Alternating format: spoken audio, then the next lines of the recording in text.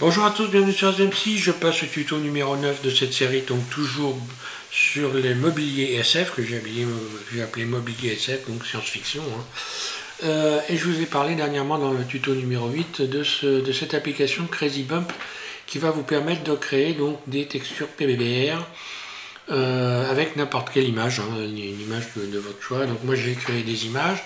Donc pour vous faire voir ce qui s'est passé, quand j'ai fait une démonstration de découpe, je vais vous faire voir par exemple ici, j'ai recréé une sorte de local technique, toujours avec le principe de l'image PBR, c'est-à-dire j'ai créé donc une texture, et là on voit bien ce que ça donne, grâce justement à l'effet donc de Crazy Bump, qui m'a permis de créer comme ceci une texture PBR avec différentes possibilités, le bump, le déplacement, etc. La luminosité, et voilà, j'ai créé ce mur. J'ai également ici téléchargé, alors ça je l'ai téléchargé, vous pouvez télécharger des robots en allant sur Archive 3D. Archive 3D, vous pouvez télécharger gratuitement. Alors moi, j'ai téléchargé celui-là pour le mettre vite dans la scène, mais j'ai modélisé une partie ici de ce robot. J'ai fait donc en sorte que ça ressemble pour le réajouter dans la scène. Alors ce que je vais vous proposer dans les prochains tutos, ça va être de modéliser justement un robot.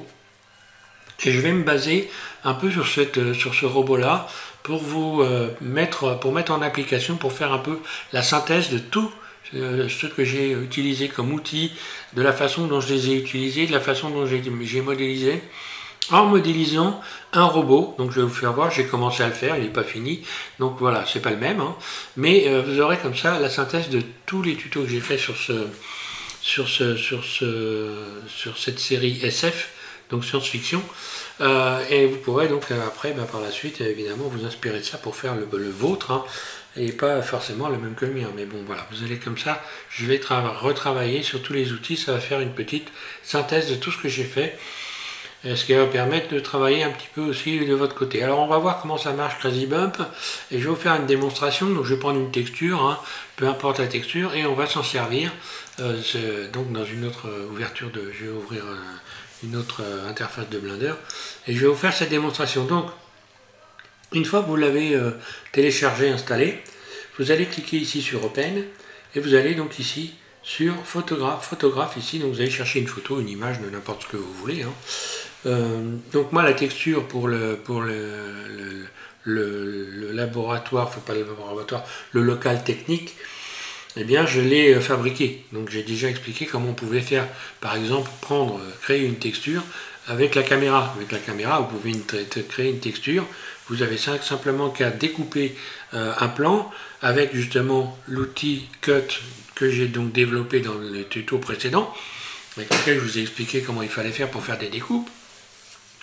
Et donc vous allez pouvoir, comme ça, donc, en rajoutant des couleurs aux éléments, pouvoir créer une texture, vous en servir après, et donc l'emmener sur Crazy Bump pour pouvoir... Alors c'est ce que j'ai fait moi. Je clique ici, et je vais chercher une texture. Donc bon, je vais chercher une texture. Je crois que il me semble que j'en ai une que j'ai téléchargée il n'y a pas longtemps, qui n'est pas inintéressante, qui devrait donner quelque chose de sympa. Texture robot. Ah oui, c'est celle-là, la texture robot, voilà. Je vais la retélécharger. Voilà, donc qu'est-ce qu'on voit apparaître? On voit apparaître deux images. Donc, soit votre relief sera creusé, soit il sera en surface, en volume. Il sera volumineux, là il sera creusé. Un volume donc inverse en fait. Donc bon, ça c'est pas un problème, puisque de toute façon, grâce à l'effet de bump, on peut utiliser donc le nœud qui correspond, renverser donc les creux et les bosses. Donc c'est pas un problème, vous choisissez celui qui vous plaît. Voilà, je prends le premier. Donc voilà, grosso modo ici, on a l'impression d'avoir un peu un pâté. Mais en réalité, ce qu'on voit, donc là, ça l'a calculé directement tout seul. Je vais rien modifier, on va faire cette expérience. Donc là, ce que vous voyez, c'est le rendu que ça va donner de cette texture que j'ai trouvé sur internet. Ça donne un aspect un peu technique. Voilà. C'est pas très difficile à réaliser soi-même. Ce qui est intéressant, c'est qu'il y a toute la brillance qu'il y a déjà, donc bon voilà, ça facilite un petit peu la tâche. Alors une fois que j'ai fait ça, donc là on voit que par exemple ici je vais avoir donc différents réglages possibles. Ici, là. Ici donc j'ai le déplacement. Le déplacement ça sera ça. L'occlusion. Donc je ne vais pas me servir forcément, on ne se sert pas de tous, hein, parce qu'il y a des fois, soit ça va bien rendre bien, soit il faudra faire un choix, ne garder qu'un élément, les normales, ou voilà, il faut faire des essais. Donc la spécularité aussi, ça, il faut faire attention parce que ça peut donner des effets un peu bizarres. Et puis donc le diffuse, ben, diffuse c'est tout simplement l'image que vous avez choisie, hein, voilà, normal, etc. Donc une fois que j'ai fait ça, je vais dans Save ici, enregistrer, et je vais enregistrer donc texture, Save All Texture, donc voilà. Et là je vais choisir l'endroit où je vais enregistrer, donc je vais l'enregistrer sur le bureau, voilà, et je fais donc enregistrer tout simplement. Je vais me retrouver avec 5 images sur le bureau, on va aller les voir. Ici j'en ai plus besoin, donc je peux fermer. Hein. Alors j'ai pas touché au réglage. Après, il faut vous amuser parce que j'ai des réglages, évidemment, les possibilités sont infinies. Hein. Là, par exemple, ici, hein, ici, par exemple, je pourrais avoir des traits plus... si je fais ça, vous allez voir que je vais avoir donc un aspect donc, différent ici. Celui-là, je vais le remettre à 0. Celui-là, ici. Après, voilà, faut aller faire jouer avec. Fine détail, non, c'est donc fine détail que je vais coller là. On voit que voilà, j'ai des aspects complètement différents. Suivant que je modifie ici les valeurs. Et forcément, les rendus bah, vont être en fonction. Hein. Voilà, les rendus vont être en fonction. Et donc là, je vois ce que ça donne ici, quand je modifie les valeurs. Alors, bon, suivant comment je les modifie, hein, ça va donc donner un aspect complètement différent. Alors on voit bien que bah là j'aurai quelque chose de bien pourri. Hein. Donc là c'est plus ou moins de détails, etc. Donc je vais m'arrêter là, on va aller revoir les images, je vais fermer la fenêtre et je vais mettre en pratique. Donc je vais aller chercher, je vais ouvrir Blender et je vais aller rechercher ces images. Voilà, donc les images sont là. Donc voilà, couleur, robot, enfin déplacement ici, hein. La normale, voilà. Ici l'occlusion et ici le spéculaire. Alors je ne vais peut-être pas toutes les utiliser, mais bon, on va faire le montage, on va voir ce que ça donne. Donc je réouvre Blender, donc Blender 2.90, je vais ajouter un plan. Alors il y a un truc qu'il faut se méfier, surtout quand on fait ça, c'est de se mettre en rendu direct. Hein. Pour avoir la réalité de ce que vous êtes en train de faire, parce que autrement vous risquez d'avoir des surprises. Je vais vous faire cette démonstration. Donc je vais ajouter un plan, voilà. J'ajoute un plan. Ce plan je vais le mettre debout en faisant un RX90. RX90, voilà. Comme ça en vue 1 je vois le plan 1, voilà. Ici je vais vous mettre, voilà, je vais vous mettre la possibilité de voir ce que je fais avec ma souris, voilà. Je referme tout ça et c'est parti pour la démo. Donc je vais commencer par aller chercher la première image. Donc ici je vais sélectionner mon plan. Ici je vais mettre donc nouveau. Je vais cliquer sur couleur de base, un clic gauche ici, là. Puis ici ensuite je vais chercher une texture image. Et je vais dans le dossier qui est sur le bureau. Qui est un nouveau dossier, voilà, c'est celui-là. Et je vais chercher l'image de base. Donc l'image de base c'est celle-là, texture. Ouvrir. Voilà, elle s'est appliquée, donc on voit bien que là elle est complètement compressée, donc il suffit de faire un SX pour venir retrouver donc voilà, une image qui correspond. J'ai agrandi donc le plan. Et je vais commencer, le plus important, je vais commencer par ajouter un éclairage, parce que quand on va se servir ici, quand on va aller dans Shading, faire le montage, c'est important de se mettre en mode rendu, pour vraiment avoir ce qu'on fait. Voilà, donc je reviens ici dans Layout, là, et je vais ajouter un éclairage tout de suite. Donc l'idéal c'est simplement d'aller chercher un éclairage zone, puis là j'ai là mon éclairage, G, Z, S pour surface, puis je vais augmenter cette valeur, je me mets en mode rendu ici, ombrage de vue, voilà, et comme ça je vois tout de suite ce que ça donne. Il n'y a pas de surprise par la suite.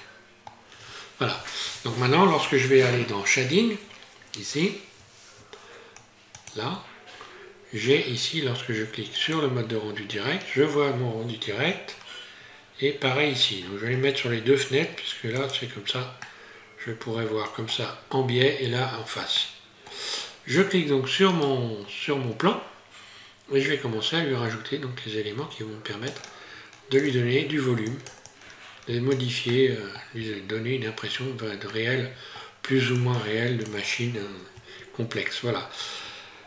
Je vais dupliquer donc ici, couleur ici, je fais un Shift D, là, Shift D, et puis je vais aller ici, cliquer sur le petit dossier ici. Ici, je décoche le 2. Là, je clique ici pour retirer le 2, ce qui va me permettre de mettre ensuite non-color ici. Je vais chercher donc une texture, donc j'arrive automatiquement dans le dossier. Alors je vais commencer par ajouter la normale ici. Je clique dessus, ouvrir, là. Donc maintenant, si je connecte normal avec un bump ici, je mets donc un bump vecteur, ajouter vecteur bump, un clic gauche, je libère, j'attrape un clic gauche la couleur que je connecte à hauteur, là, normal que je connecte à normal ici, là, et voilà ce qui se passe ici. Donc là, on voit déjà qu'on a rajouté de la force. Je vais mettre ici, à la place de sRGB, non-color, pas de couleur. Donc ça, c'est important, tout ce qui va suivre. Ici, ça doit être la couleur, sRGB, et tout le reste, il faut que ça soit en non-color.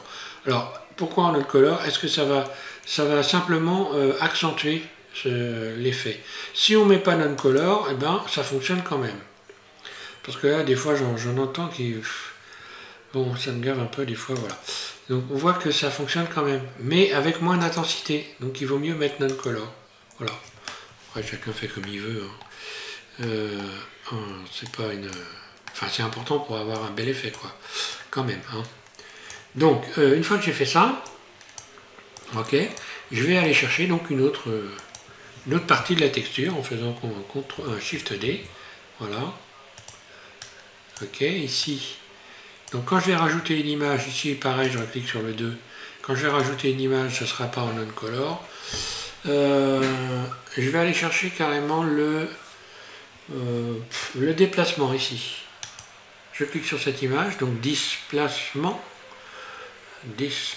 displacement, ouvrir. Voilà, donc le déplacement, lui, va de ce côté-là. Donc on voit bien qu'ici, bon, il faut que je retire évidemment de la force. Parce que là, c'est pas beau. Hein. Donc je vais baisser naturellement la force de manière conséquente afin d'avoir quelque chose qui soit donc acceptable. Hein. Donc là, je vois tout de suite bien le rendu de ce que j'ai. Hein.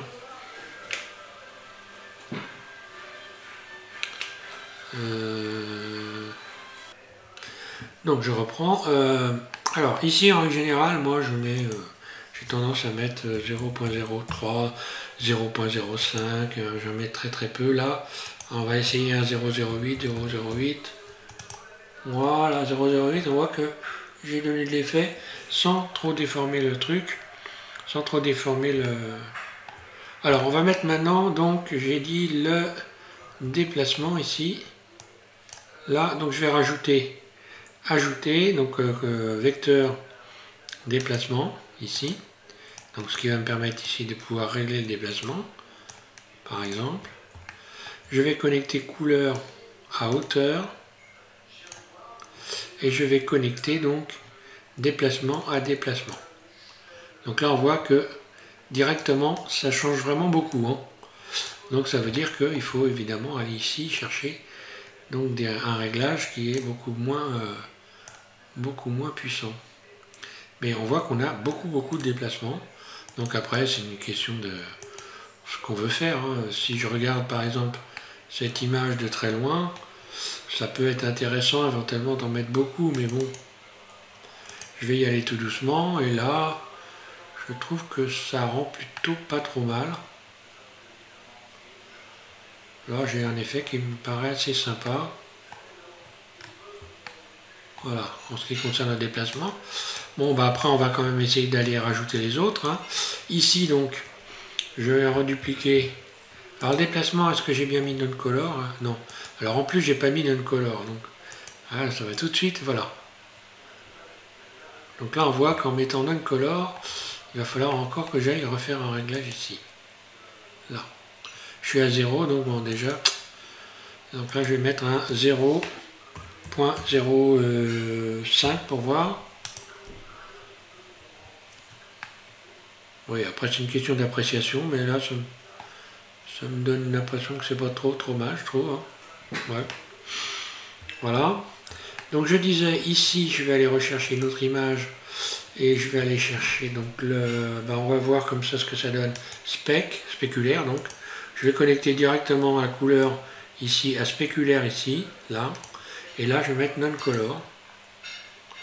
Alors ça peut ne pas changer grand-chose. Je vais les déconnecter pour qu'on puisse voir. Voilà, on a peut-être un peu plus de brillance. Encore que... Bon, alors ça, c'est une chose que j'aurais pu faire directement ici. C'est pourquoi moi, je ne me sers pas forcément. Là, on voit donc en augmentant, voilà. Spéculaire, j'ai un effet de blanchissement. Et c'est pas forcément ce que j'ai envie d'avoir. Donc, je vais préférer, moi, ne pas utiliser ici spéculaire. Je vais aussi également éliminer tous ces éléments-là.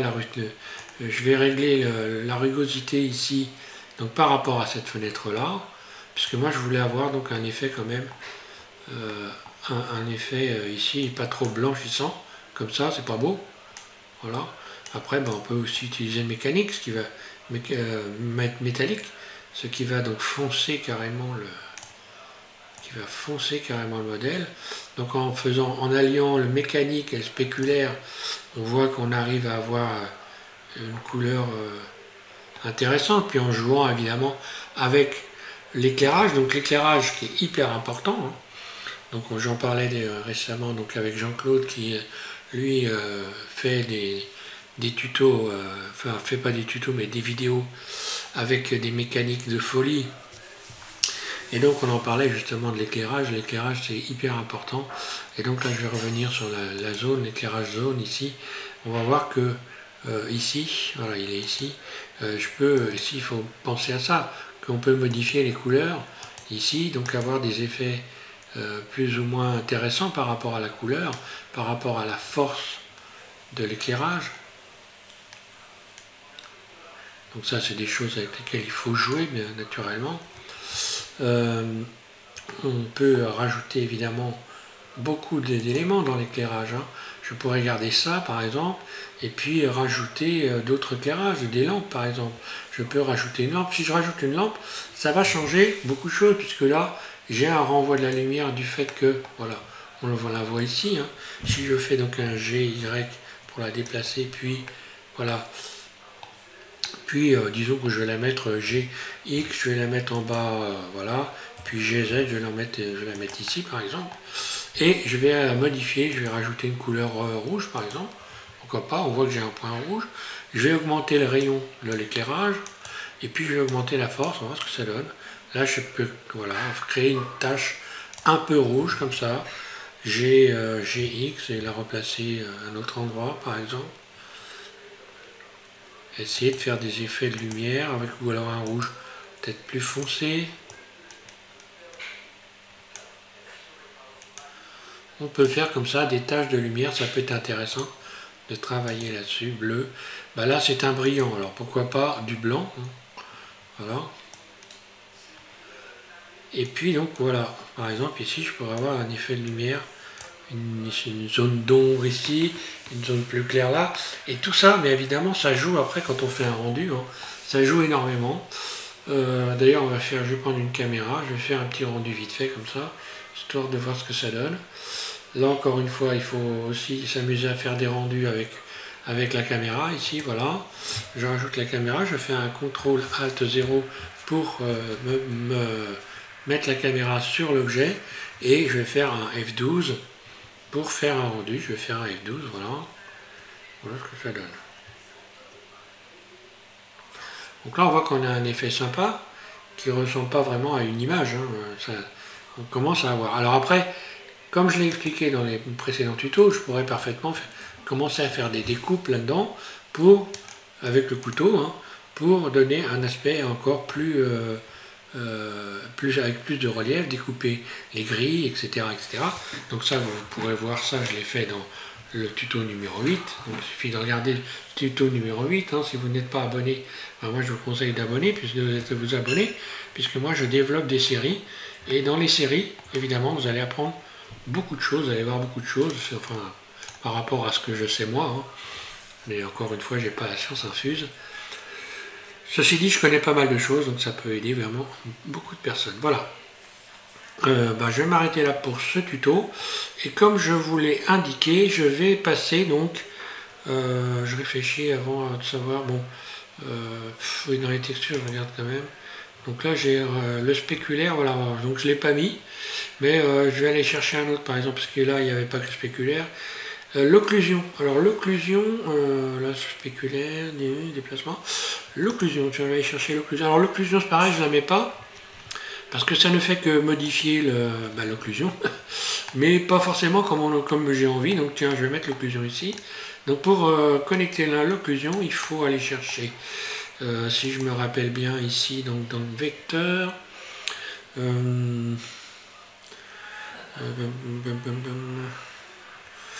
c'est pas dans vecteur, je réfléchis, courbe, carte des normales. Ça y est, je perds la boule. Comme je m'en sers pas beaucoup, j'ai tendance à oublier la connexion. Oui, il faut aller dans couleur, oui, ça y est.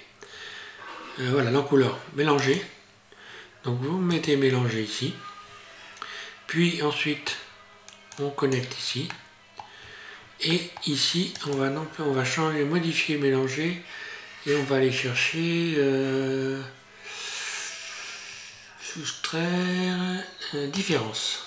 Non, c'est pas différence, erreur. Superposer, c'est pas soustraire.